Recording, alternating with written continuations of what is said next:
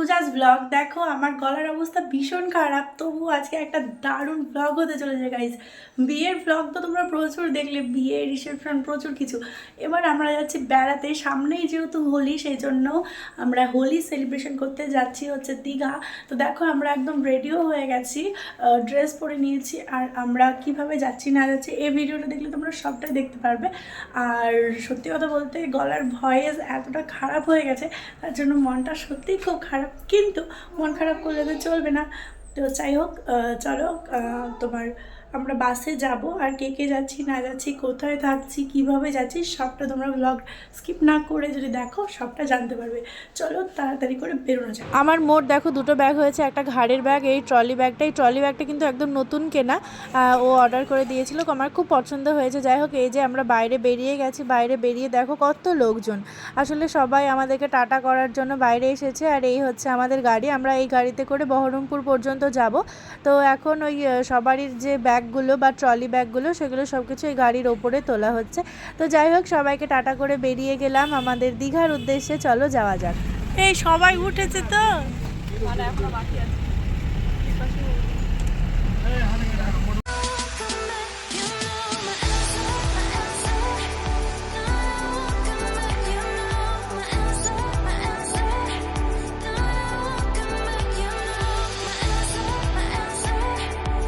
খুব তাড়াতাড়ি আমরা পৌঁছে গেছি। আমরা অলরেডি এখন দেখো বহরমপুরের একদম বাস স্ট্যান্ডে, মানে এক্সপ্রেস বাজারের সামনে দাঁড়িয়ে আছি।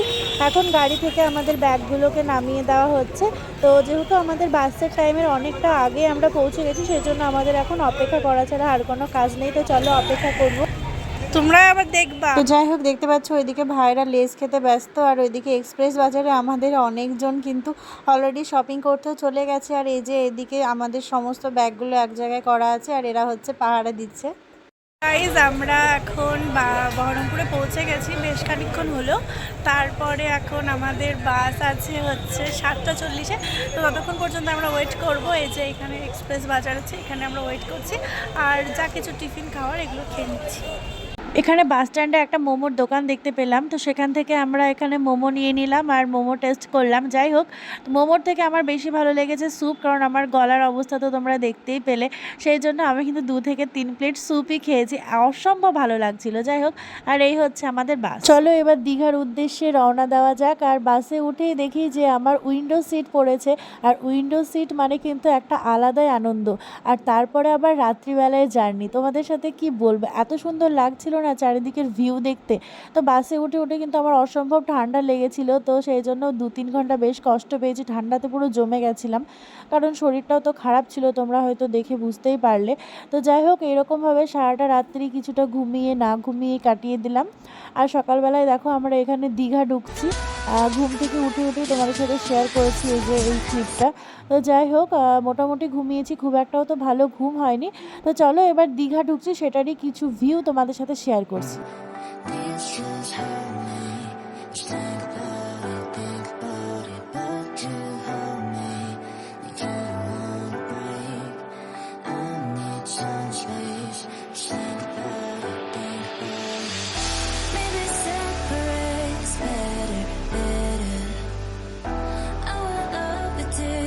সাড়ে 7টা নাগাদ আমরা অলরেডি পৌঁছে গেছি। তো বাস স্ট্যান্ডে আমাদের রিটার্ন যে টিকিট বাসের, তো সেটাই ঠিকঠাক করা হচ্ছিল।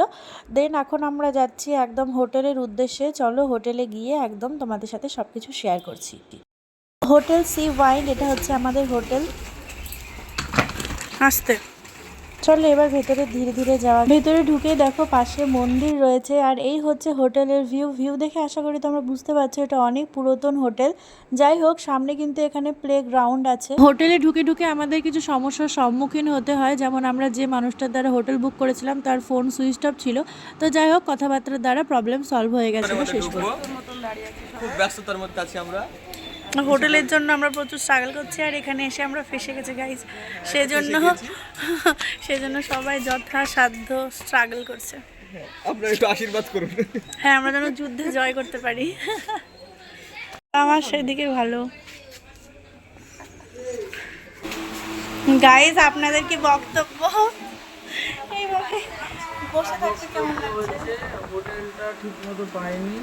হ্যাঁ, সেই জন্য আমরা এখন যুদ্ধ করছি। আমাদের মানে আমার যারা সাবস্ক্রাইবার আছে তাদেরকে অনুরোধ জানানো যাচ্ছে যে তোমরা একটু প্রে করো আমাদের জন্য। আর ও ডোনা হচ্ছে বিচে হচ্ছে যেতে না পেরে এখনই সানগ্লাস পরে নিয়েছে। কি করছো? ভিডিও হচ্ছে বাবু। আমি এখন এই দুটো বাচ্চাকে দোলনা দিচ্ছি গাইস, দেখতে পাচ্ছ? Hi guys, hi guys, hi guys. তোমরা যারা কম বাজেটের মধ্যে আর এরকম খোলামেলা হোটেল চাইছো তারা অবশ্যই এখানে একবার হলেও ভিজিট করতে পারো। আমি তোমাদের সাথে কন্ট্যাক্ট নাম্বার দিয়ে দিচ্ছি স্ক্রিনে। চলো আমরা হোটেলে তো পৌঁছে গেছি, দেখতে পাচ্ছ। এখন আমরা সি বিচে যাবো বলে সবাই রেডি হয়ে গেছি। বাট আজকের ভ্লগটা আমি এখানে শেষ করছি। পরের পার্টে কিন্তু অনেক ইন্টারেস্টিং ভ্লগ আসছে। যারা এখনও সাবস্ক্রাইব করেনি তারা সাবস্ক্রাইব করে নাও।